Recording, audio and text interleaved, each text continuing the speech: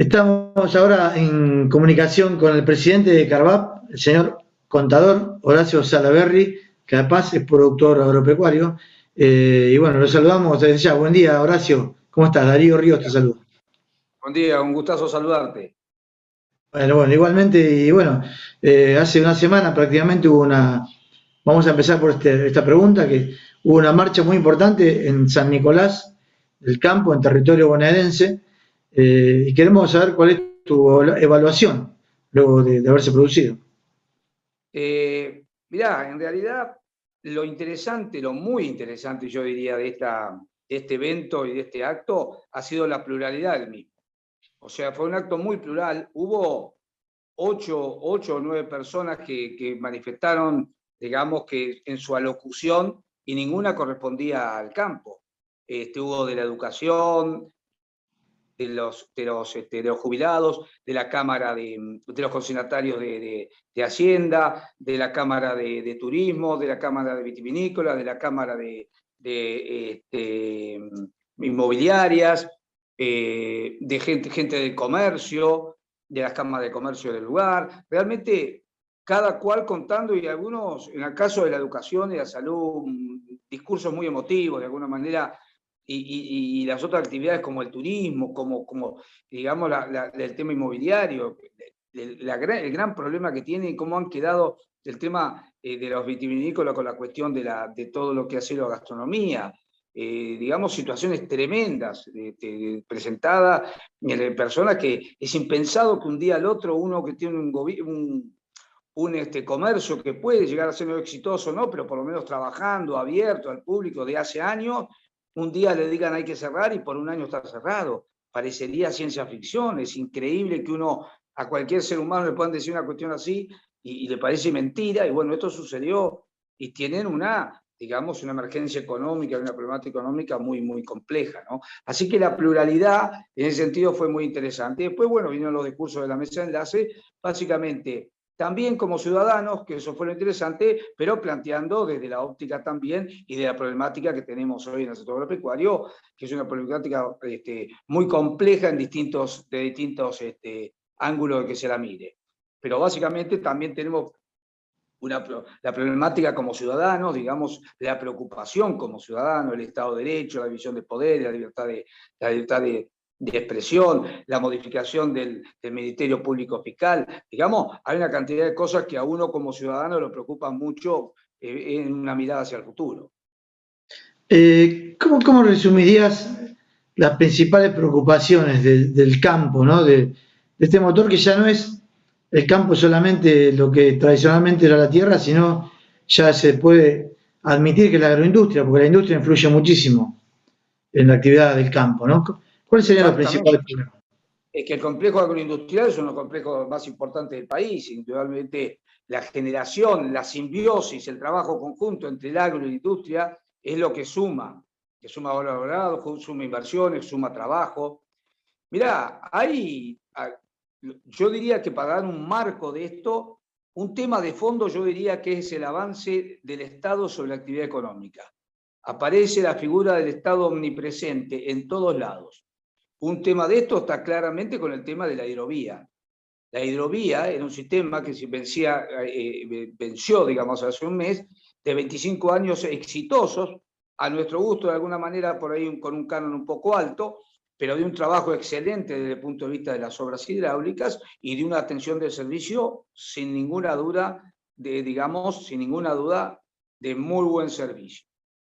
Y aparece el Estado con una impronta de hacerse cargo de esto, en principio para después licitarlo, y el miedo que uno tiene es cuando el Estado en Argentina se ha hecho cargo de las cosas, sabemos cómo terminan, lamentablemente, ¿no? La experiencia no indica que el Estado sea exitoso en la actividad comercial ni económica, ¿no? Entonces, una hidrovía que trabaja bien, un Estado que empieza a trabajar, que el 80% del valor agregado de lo que es la agroindustria sale por la hidrovía, para ser claro. O sea, de cada $1 que se exporta, el 0,60 lo produce el sector industrial el sector agrario y agroindustrial, con todo el complejo sojero de aceite de soja y harina de soja, que somos los principales exportadores del mundo, ¿no es cierto? Básicamente sale por ahí. Entonces estamos hablando de una cuestión muy delicada. Ahora, hoy el Estado la toma. Si mañana se le ocurre que además de tomarla, la va a ejercer desde el punto de vista de la actividad porque vamos a ser más eficaces, bueno, realmente eso preocupa y mucho. Después, otro tema, el tema que acaba de salir ayer, que es el tema de los biocombustibles. La cuestión de los biocombustibles, a ver, el mundo, nosotros hemos firmado un protocolo, digamos, en el cual nos comprometemos a reducir el uso de los combustibles fósiles, utilizando con el corte los combustibles de origen vegetal. Acaban de hacer una ley que es todo lo contrario, dándole de alguna manera un beneficio adicional al lobby petrolero, con el corte que era de 10, ahora va a ser de 5, dando por tierra una cantidad de inversiones, trabajo en una cantidad de provincias y básicamente en Córdoba, que es la gran productora de maíz. Entonces, ¿eso preocupa? Claro que preocupa, y preocupa y mucho.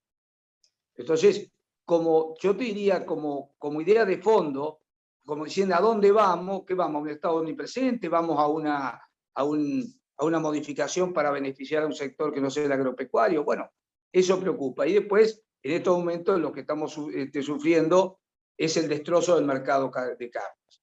El mercado de carne está sufriendo una presión muy fuerte, por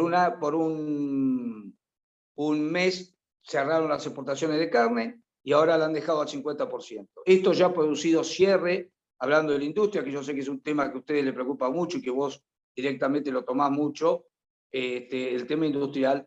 Ya hay 2 frigoríficos cerrados en La Pampa, ya hay el personal está con jornada horaria, con la reducción del salario, por supuesto, por la jornada horaria, no hay mercadería para hacer y no hay mercadería para exportar. Realmente no ha beneficiado a nadie porque el consumidor a lo largo de ese mes pagó el 6% más la carne y han dejado al sector productivo una caída en el valor y al sector laboral sin trabajo ya en algunas plantas. De hecho, la semana pasada salió un comunicado de la federación que maneja Pantini de la carne, en la cual se está en alerta y movilización y ya empieza con hacer asambleas y movilizaciones. O sea, eso es un tema alarmante para nuestro sector porque está terminando con la ganadería argentina y por otro lado está complicando la exportación a China de un animal que no se consume en el país, como es la vaca refugo, la vaca descarte, que toda la vida se exportó porque nunca se consumió en Argentina y hoy en día nos encontramos que no se permite lamentablemente exportar esa vaca, que hay que dejarla morir en el campo porque en Argentina no tiene consumo interno. Realmente lamentable y un nivel de improvisación y de impericia de la manera que lo han hecho que asusta. Horacio, ¿cómo estás? Te saluda Gabriel Ríos Malán. ¿Cómo te va? ¿Cómo andás?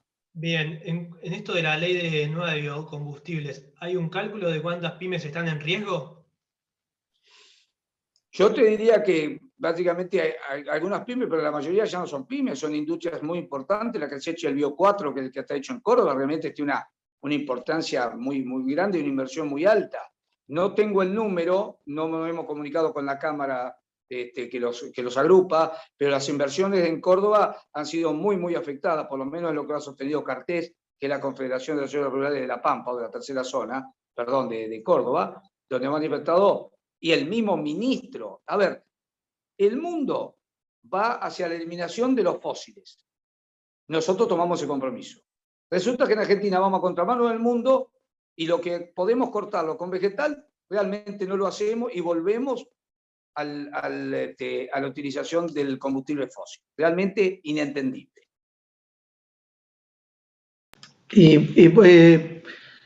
¿Cómo puede ser que justamente se haya producido esto que señalabas, de que se cierran las exportaciones y sube el precio de la carne para el mercado interno, cuando esto se le advirtió al gobierno? ¿Pensás que el gobierno no escucha, no presta interés? Porque, disculpame que me extienda, pero se produce lo contrario a lo que es proteger la mesa de los argentinos, como tanto se ha promocionado, ¿no? Mira, Darío, esto pasó desde el 2006 al 2012. En ese momento perdimos 12 millones de cabezas. Perdimos, y vuelvo a insistir porque vos abordás muy bien ese tema, el tema industrial. Cerraron 125 frigoríficos. 16.000 empleados de la carne quedaron sin trabajo. Y se fue, y además te digo más, para cerrarlo a este tema, en el sentido de para decir, mirá lo que pasó, ¿no? El asado valía $2,80 en el 2006, en el 2012 valía $8. De $2,80 pasó a $8. Todo mal. Bueno, han tomado la misma medida. ¿Qué va a pasar? Todo mal. Y ya lamentablemente al que está afectando es al trabajador de la industria cárnica. Pero claramente, ya lo ha dicho Fantini el otro día, inclusive en la reunión con el presidente, también lo dijo. Realmente ya empezó la jornada horaria. ¿Cuál es la jornada horaria? El mantenimiento de la jornada horaria es el pago de la jornada de un salario, le queda el 25% de un salario que paga o que cobra un asalariado con un nivel de preparación buena, porque vos sabés que esto va todo por troceo, digamos, ¿cierto? Entonces hay que saber eso trabajar, entonces un empleado calificado que gana mejor, bueno, ese empleado hoy está tratando de ver si qué día puede haber trabajo y qué día no lo hay. Y está con una jornada mínima, pues quiere decir que su salario se ha reducido. Esa es la realidad. ¿Para beneficiar a quién? A nadie. Para un producto que no se exporta, que no se consume, pero está totalmente comprobado. Yo te pongo un asado de vaca y no se lo lleva a nadie. Un matambre de vaca, una paleta de vaca, un vacío de vaca, no lo agarra nadie. Y no es porque sea de alguna manera malo.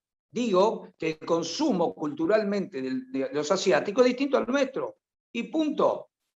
Ellos comen determinado producto y comen la vaca porque la hacen de una manera que no lo hacemos nosotros. Y por eso comen ese tipo de animal. Y lo compran y lo están pagando muy bien.